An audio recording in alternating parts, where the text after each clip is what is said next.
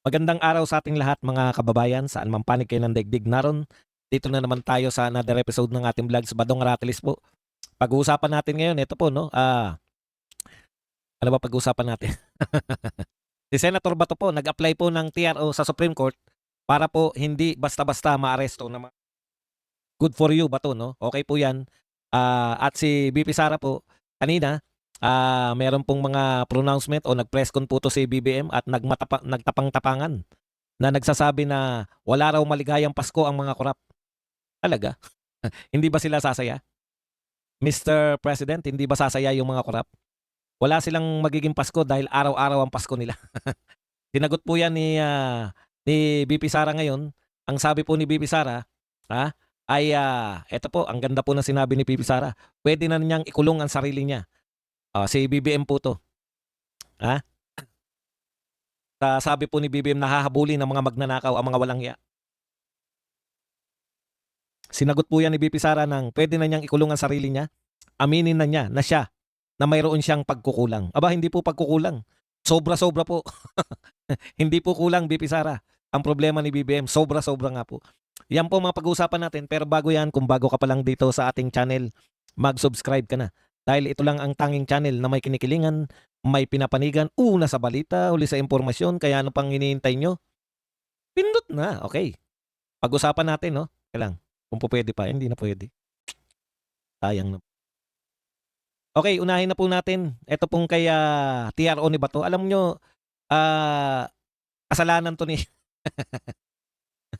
sa mga gusto po, no? Sa mga ang kagustuhan po ay makulong si Bato katulad po ng ginawa nila kay Tatay Digong.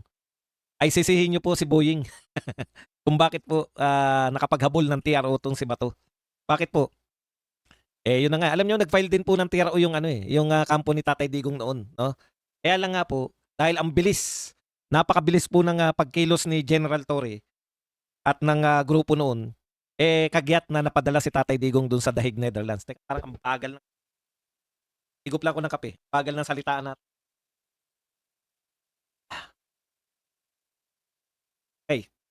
Unlike po ngayon na maaga pong nakapag-TRO at hindi po pwedeng yung Supreme Court ay tutulog-tulog ngayon, no? Okay lang po, nakalusot kayo na hindi kayo nag-issue ng TRO nung panahon ni Tatay Digong nang siya po ang kinidnap. Pero ngayon po ay si Bato napaghandaan po 'to, no? Ito po ang sinabi ni John B. Cremulya tungkol po dito, kung totoo po ba na mayroon ng warrant of arrest. Kasi nagulat din siya sa kanyang kapatid tapos nag-press con 'to si Boying Remulla na nagsabing sa telepono niya mayroong warrant of arrest.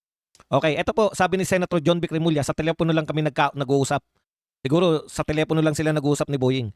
Ang sinabi niya sa akin, nakuha niya ang electronic copy from a third source. So hindi po galing sa ICC. Ayun. So lumilinaw na po na gusto niyong lituhin kami. Gusto niyong lituhin si Bato, na habulin yung pagkakamali ni Boying na nilantad niya na meron ng pauna sa kanya na warrant of arrest. Nakapaghanda po si Bato. Siguro gusto niyong lituhin yung kampo ni Bato, pati po yung mga Duterte supporters, no? Lilituhin po ninyo para sabihin ngayon na hindi naman totoo na galing sa ICC. Maliwanag na po na may electronic copy na. Hindi lang napigilan ni Boying yung kanyang pagbubunyi na mapapakulong niya na naman ang isa sa mga tauhan ni Tatay Digong. Hindi po napigilan ni Remulla na magbunyi kaya naibulalas kagad. So gusto nyong habulin sa amin ngayon at kay Bato, too late na po. Senator Bato, huwag kang magtitiwala, no? Tama 'yan. Magpagabay ka sa mga abogado mo.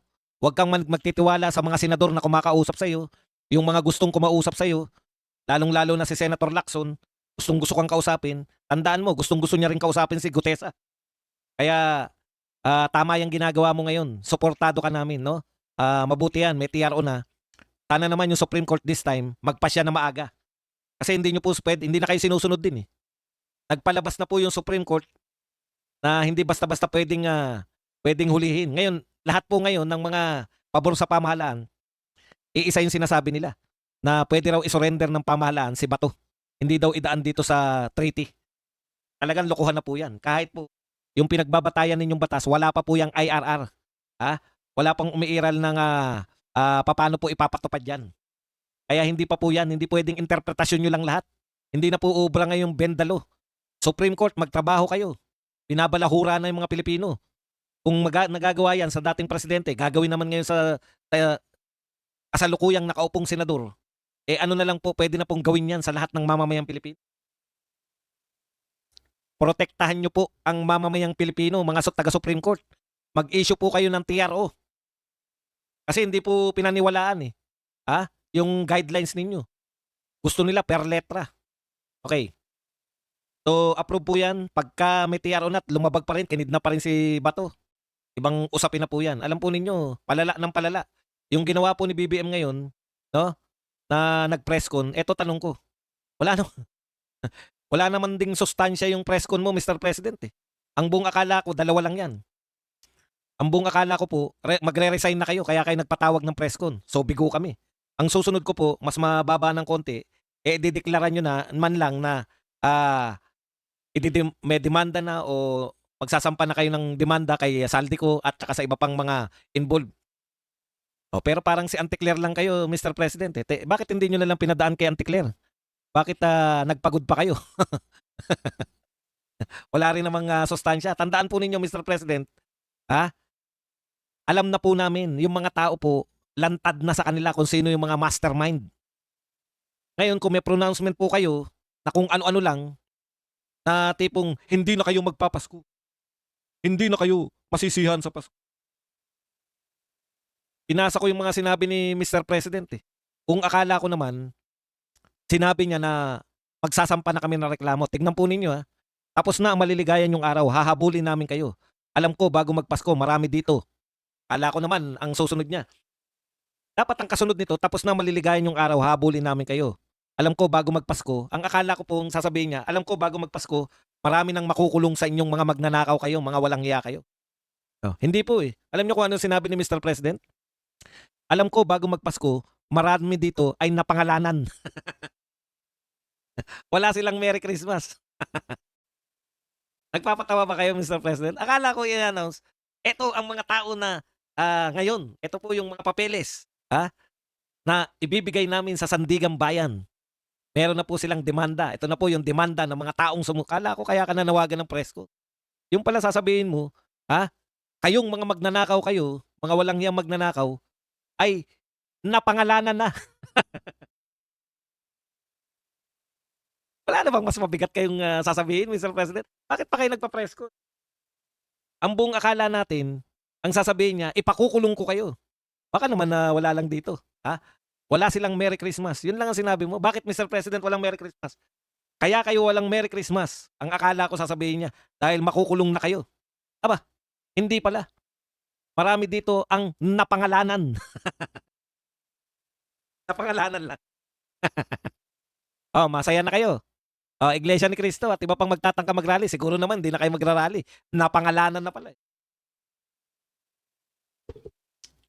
Siguro naman, pipigilan nyo na yung rally nyo kasi napangalanan na at hindi na sila magiging masaya sa Pasko. Ito pa pinagmalaki. Kaya't marami po sa ating naimbestigahan na ay hindi po namin malalaman kung hindi ninyo sinumbong sa amin. Ayun pala. Napakahalaga po ng impormasyon na binibigay ng taong bayan sa ating pamahalaan na madaming impormasyon. Pati sinulat na, bulol-bulol pa rin eh. Madaming impormasyon na hindi namin makukuha kung hindi sa inyong sumbong. Ayun. Nagpasalamat lang pala dahil nagsumbong kayo, kaya nalaman ni Mr. President. Ayun. Ano po ginawa nyo sa intelligence fund nyo? Bakit po sa sumbong lang pala kayo ng mamamayan na umasa? Akala ko pa naman may intelligence fund kayo. Kaya ipagpatuloy po ninyo ang inyong pagre-report sa amin. Kapag mayroon kayong nakita na dapat tignan, dapat imbestigahan, dapat pag-aralan. Ayun. Hindi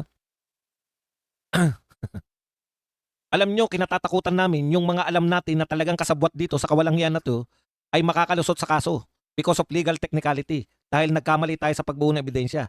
Dahil hindi maganda ang ating pagrepresenta sa kaso o nakalimutan natin ang pumirma sa isang dokumento. Yung mga maliliit na bagay na ganyan, nalalaglag ang kaso dahil dyan. Kaya tinitiyak namin na pagka kami ay sumampa ng kaso, yung kasong yan ay hanggang sa dulo ay matibay. Ang kaso at kung sino man ang mga guilty ay sila naman talaga ang mananagot. At kung kailangan at kung huhusgahan sila sa korte ay makukulong na sila. Ang dami mong sinabi, Mr. President.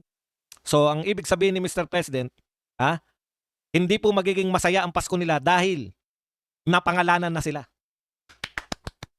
Ang galing. So, wala pong makukulong sa Pasko. Wala pong kakasuhan hanggang Pasko. Malinaw wala pong sinabing kakasuhan. Ang linaw ng mga sinabi ni Mr. President.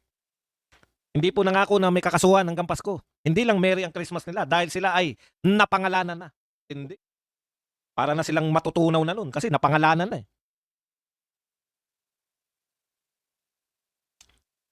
Daig pa nila binitay. Daig pa nila ang nabitay kasi napangalanan na sila. Antindi mo. Kaya po, ba't magrarally pa kayo? Iglesia ni Cristo. Bakit nyo pa itutuloy yan? Napangalanan na. Pinapakulong. Hindi makakasuhan. Hindi makukulong. Napangalanan na. Hindi na masaya ang Pasko nyo. Buti nga.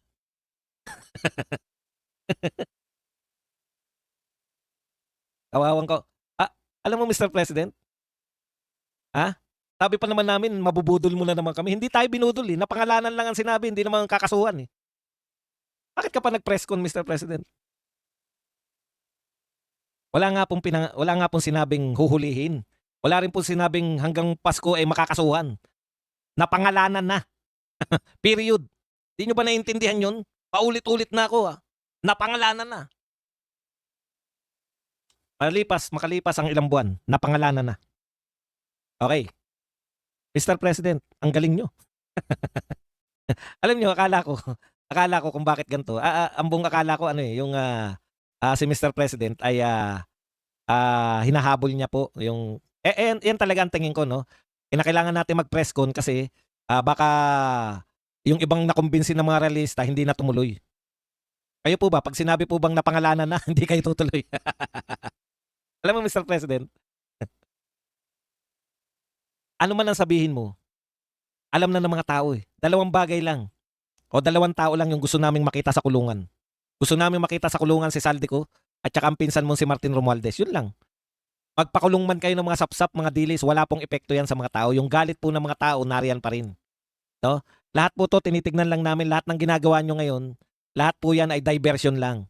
Pagkakaso nyo kay Bato, gusto nyong ipakulong si Bato, lahat po yan, diversion lang yan. Ang totoong hinahanap ng tao kung makukulong si Martin. Baka naman kay kumustahin naman natin si Lacson. Si Lacson po ba ay kumusta na po yung mga iimbitahan niya? Imbitahan niya ba si Martin? Hindi po dadalo si Martin.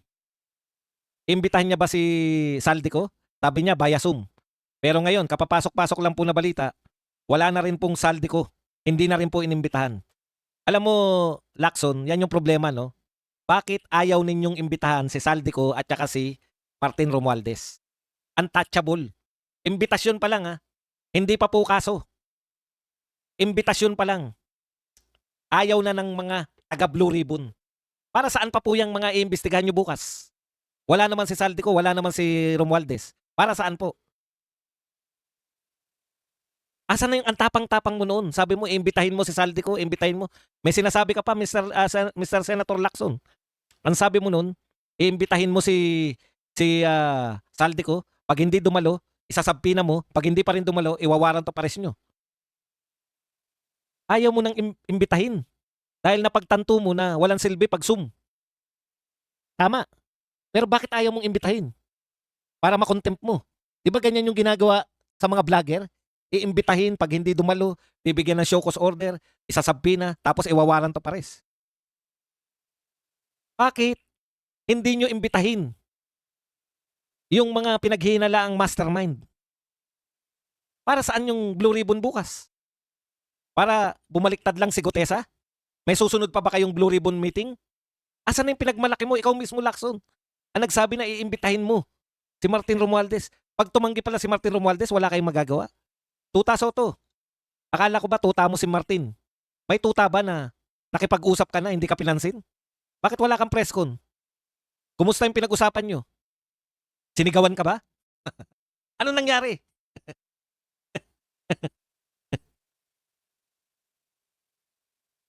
Wala po pala tayong aasahan na makakasuhan. May kaso na po yung mga nag-expose ng mga kalokohan nyo. Kinasuhan nila si Kiko Barsaga. Pinapadakip si Bato de la Rosa. Mr. President, hindi po nakakatuwa yung mga sinabi ninyo. Papangalanan nyo lang. Kawawa naman tayo sa Pilipinas. Meron tayong presidente na ang tapang na magpakulong sa dating Pangulo. One click lang sa kanila pero sa lahat wala.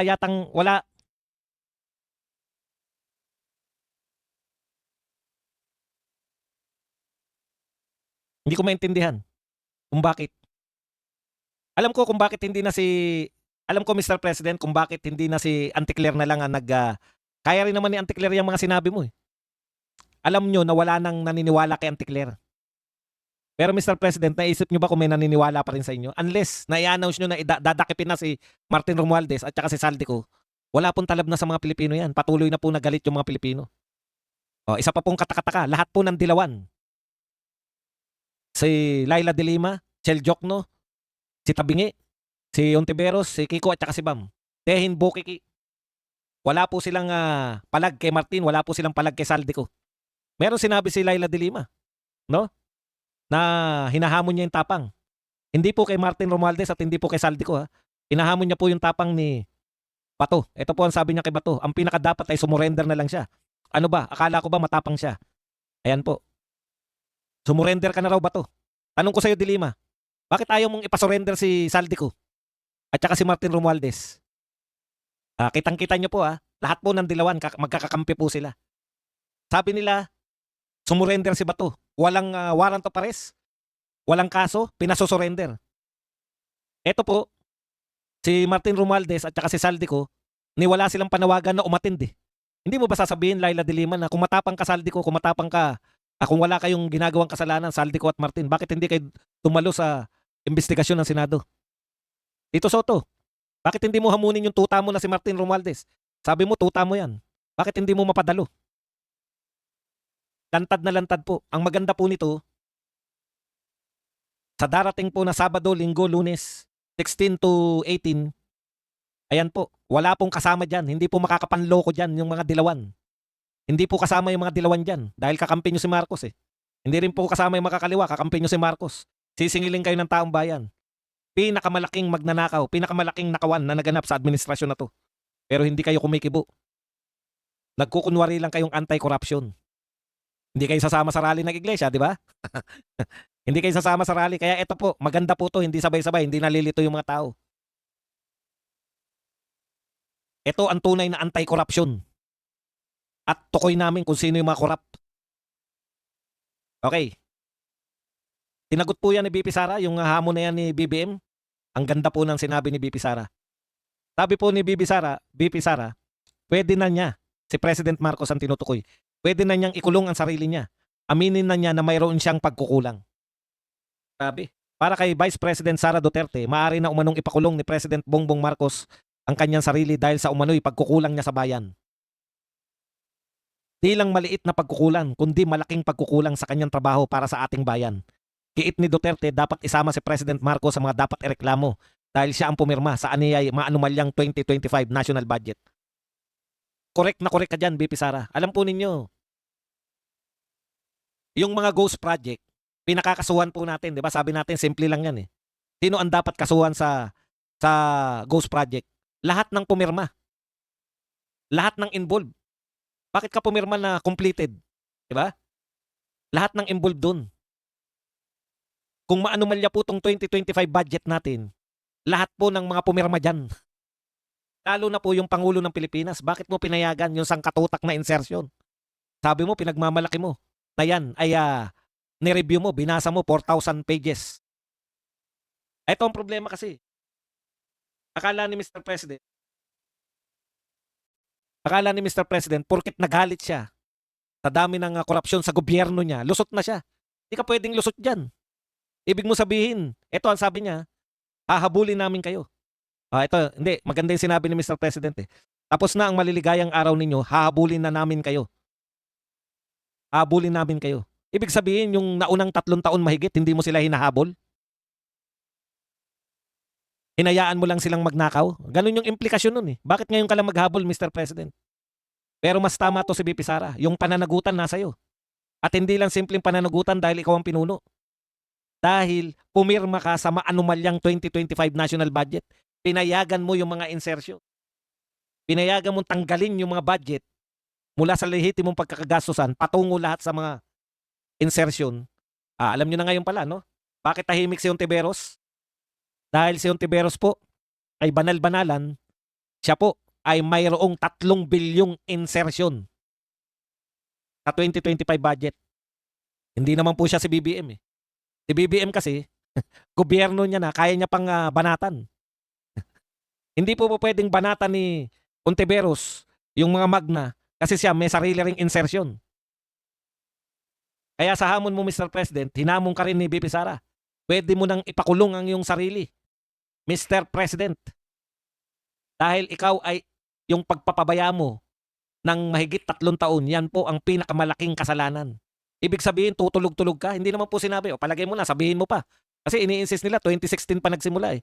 Imaginein mo, 2016. Yun po ang pinakamalaking yung kasalanan. Kung sinasabi mo 2016 pa yan, palagay na natin. Eh di pag-upo mo pa lang sana, na-check mo na dahil 2016 pa pala eh. Di ba? Patigil mo na kagad. Eh hindi eh.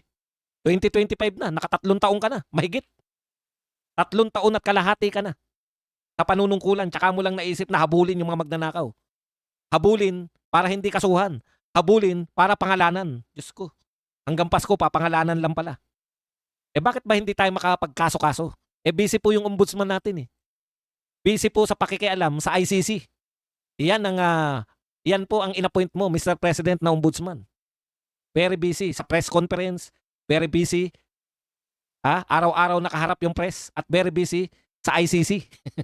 May kinalaman po ba? Isa po ba sa trabaho ng ombudsman ang makipag-ugnayan sa ICC? Hindi po. Wala po siyang kinalaman sa ICC dapat. Dapat po, hindi po tayo nakikipagtulungan sa ICC dahil lang hindi na po tayo miyembro niyan. Pag nakipagtulungan po kayo, lalo na po kung may involved na Pilipino, traitor po ang tawag sa inyo.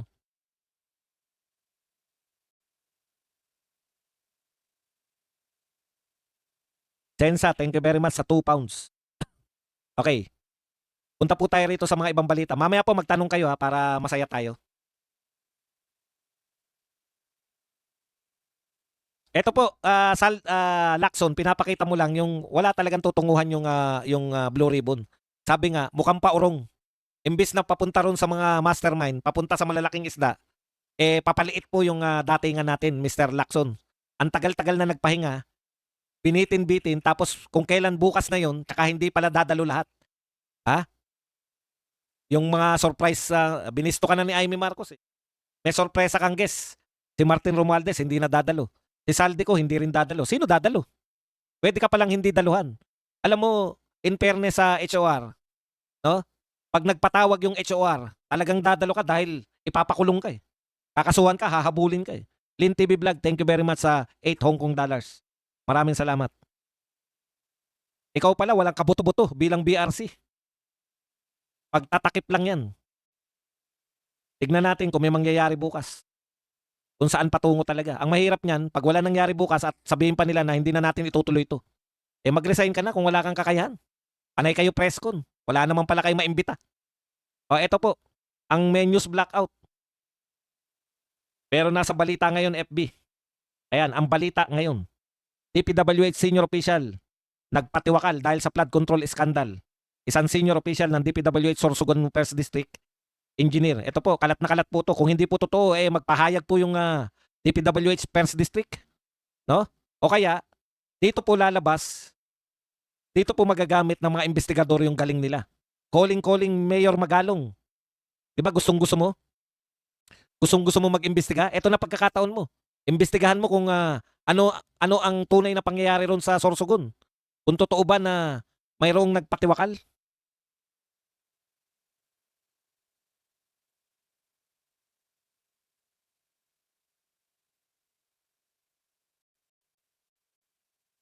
May pangalan na pala.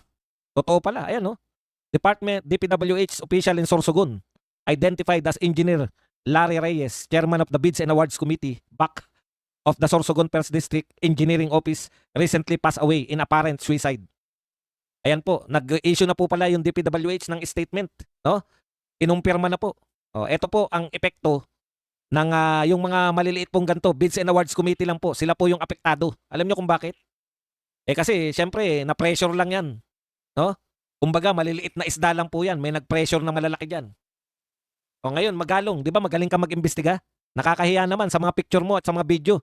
Mukha kayo naghahanap ng gagamba sa Davao City. Eto na, Magalong, pangatawanan mo na magaling ka mag-imbestiga. Eto na chance mo. Imbestigahan mo kung bakit nagpakamatay 'to. Baka may nag-pressure diyan. Alam niyo napanood ko 'yan, sa Godfather, 'no? Kinuwentuhan yung testigo dapat laban kay Michael Corleone. Kinuwentuhan siya, 'no? Sabi sa kanya, noon daw nung unang panahon yung mga Roman na generals, 'no? Pag raw nagsagawa ng kudeta at hindi sila nagtagumpay. Actually hindi kudeta, yung rebellion. Pag daw nag-rebellion yung mga general ng Roman generals at hindi sila naging matagumpay, siyempre kukulong sila. Pero pati pamilya nila maapektuhan, Pero hahayaan daw yung pamilya na mamuhay ng maayos basta yung kinakailangan yung general ay kitlin niya yung kanyang buhay. Yun po ang ginawa ron. Kinuwentuhan lang ng ganun yung magtuturo sana kay Michael Corleone. O nagpatiwakal. Imbestigahan mo Magalong kaysa mga gagamba yung iniimbestigahan mo. 'Di ba? Mahirap 'yan.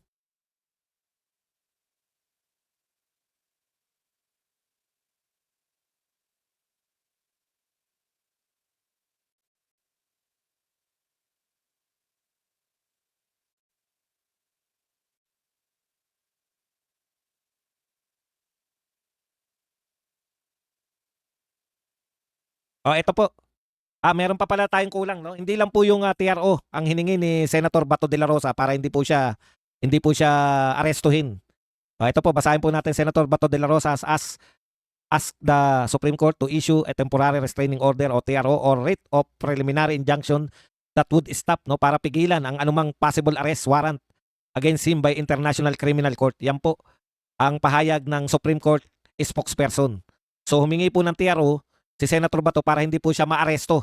Okay? Pero ito pa po ang isang kahilingan ng kampo ni Bato.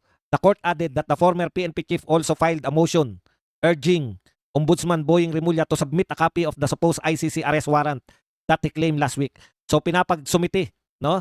Na humihiling si Senator Bato, total may kopya. May kopya na raw si Boying, humihingi sila ng kopya ng warrant of arrest kay Boying.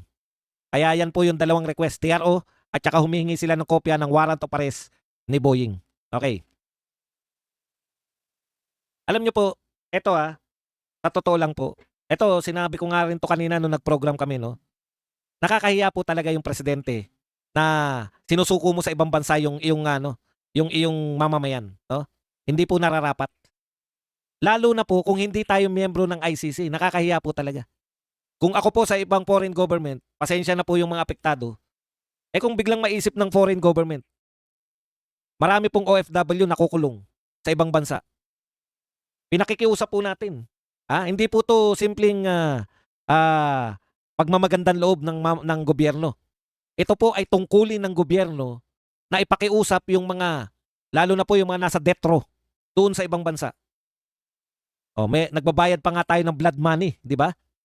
Para lang po mapatawad yung mga nagkasala. Napatunayan na po to, hindi ka naman ide-death row kung hindi napatunayan Katulad ng kaso ni Sara Balabagan, di ba? Nasa death row na yan Humihingi pa rin po tayo ng clemency o kapatawaran sa mga mamamayan natin. Kung ikatwiran po sa atin yan, Mr. President, sabihin ng mga gobyerno na may nakakulong na OFW, Mr. President, hindi kita mapagbibigyan. Kasi sarili mo nga mamamayan pinamimigay mo sa ibang bansa Tapos ikaw, etong mamamayan mo, nagkasala to sa bansa namin, kaya siya nakakulong. Hihingiin mo. Dito protektado yan. Nagkasala na yan Pero ikaw, wala kaming tiwala sa'yo. Dati mong presidente, pinakulong mo. Yun ang pinakamalupit dun. Alam niyo po ba, nagawa sa pamilya nila ni Pangulong Duterte? Ang tagal pong nakapreser ng tatay niyan. Naging tourist attraction na nga yung tatay niya yung nakapreser yung bangkay Alam niyo po ang pinakamasamang ugali sa lahat? Si President Duterte lang po ang ang kaisa-isa na nagmalasakit, na ipalibing sa libingan ng mga bayani. Si President Marcos. Lahat ng naunang presidente ayaw galawin dahil naisip nila baka magalit yung taong bayan sa kanila. Pero si President Duterte, ese hoda. Ese hodang magalit ang mga Dilawan, Aquino at mamamayan. Pinalibing pa rin. Kasi yun ang nararapat. Paniniwala ni Pangulong Duterte, yun ang naaayon sa batas. Walang nagawa sa'yo. Alam nyo ba kung anong dinimanda nyo sa kanya? Ang dinimanda nyo sa kanya, nag-conduct siya ng war on drugs. Kailan pa naging masama yung paglulunsad ng anti-drug campaign? Kung masama yan, bakit hindi magpapunta ng ICC sa Brazil ngayon? Nakita po ninyo, nasaksihan natin lahat. Pinagmamalaki ng Brazil kung gaano yung karami napatay nila ron sa war on drugs nila. Bakit hindi magpapunta? Imbestigahan ng ICC si Donald Trump, nagkukondak ngayon ng war on drugs. Alam niyo po kung bakit? Kung bakit po hindi nila kaya? Mayayamang bansa yan, malalaking bansa. Ang kaya lang po nila yung mga bansang katulad ng Pilipinas, yung mga bansang Aprikano. Yan lang ang kaya ng ICC. Yung nauuto nila yung mga leaders. Yan po ang pinakagrabing alliance, yung mga Dilawan at mga Marcos. Dekada po. Dekadang sumisigaw yung mga Dilawan na Marcos magnanakaw. Dekada po nilang sinisigaw yan. Yung pala, pag nakabalik yung Marcos sa pwesto, kakampi lang sila.